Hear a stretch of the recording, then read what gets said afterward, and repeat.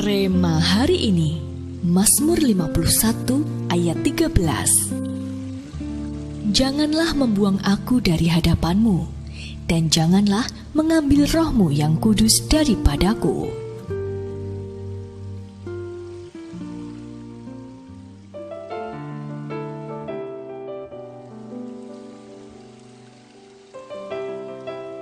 Bagi Yoel, hal kerohanian hanyalah sebuah rutinitas. Sedari kecil ia memang terbiasa beribadah ke gereja setiap minggu. Namun tidak ada sesuatu yang istimewa bagi Yoel. Bahkan ia sempat antipati dengan gereja Kristen karismatik karena dianggapnya terlalu fanatik. Dulu ia sering menertawakan orang yang berbahasa roh dan menjadikannya bahan olokan. Sampai setelah dewasa, Yoel menghadapi badai besar dalam hidupnya. Saat itulah ia baru menyadari bahwa ia sangat butuh Tuhan. Semua hal yang berbau kerohanian dilahapnya seperti orang yang kehausan dan kelaparan. Ia ikut komsel, som, retreat encounter, dan rajin membaca firman. Satu pagi, saat Yoel bersaat teduh, Roh Kudus turun memenuhi hati dan pikirannya. Hadirat Tuhan begitu kuat, hingga Yoel hanya bisa menangis dan menangis. Merasakan betapa Tuhan mengasihi dan memeliharanya. Bahkan sejak ia masih hidup sembarangan dan seenaknya, Tuhan telah terlebih dahulu mengasihinya. Bagi itu, Yoel jatuh cinta dengan Roh Kudus.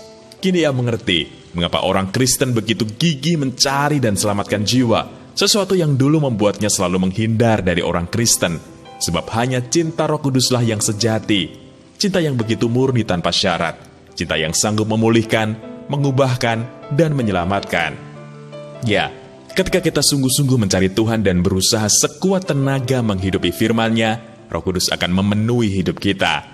Dia akan membuat kita bisa mengerti dan memahami perasaan Tuhan dan apa kehendaknya atas diri kita.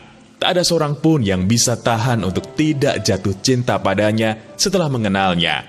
Ungkapan hati Daud yang begitu mencintai Roh Kudus dalam Mazmur pasal 51 ayat 13 seakan mewakili apa yang kita rasakan.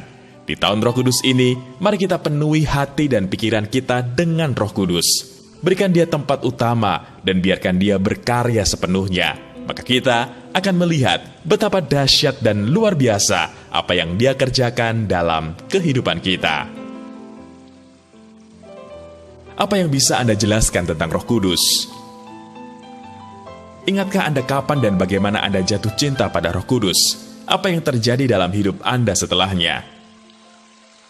Komitmen apa yang bisa Anda ambil untuk dapat mengalami kepenuhan Roh Kudus?